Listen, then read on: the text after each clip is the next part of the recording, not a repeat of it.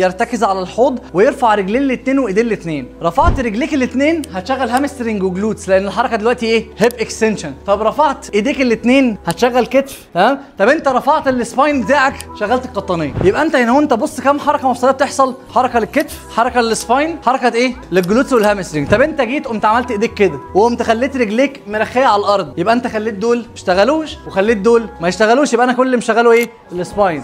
انا نايم على الارض كده وكل اللي بعمله كده. فهنا دي بقى الجزء بتاع ان انت لو عايز تعزل عضلات عن عضلات هتحرك مفصل وتثبت الباقي. فيبقى انت نايم على الارض متسطح، كل اللي بتعمله ايه؟ بتخلي العمود الفقري بس هو اللي يعمل زي ما يعمل كده. حاجه زي البيرد دوج اكسرسايز اللي هو انت بتقوم حاطط رجل كده وايد عكس بعض. دي بتشغل ايه؟ بتشغل برده القطنيه في الوضع الثبات. عشان كده في دكاتره علاج طبيعي كتير بيستخدموها. لو عايز تبقى مدرب شاطر قادر تصمم البرامج التدريبيه بناء على معرفتك لعلوم التشريح وعلم الحركه، تقدر تبدا دلوقتي حالا في كورس التشريح لاعداد المدربين. هتلاقي اللينك في البايو. وعشان الجمعه البيضاء فكمان ليك خصم 50%.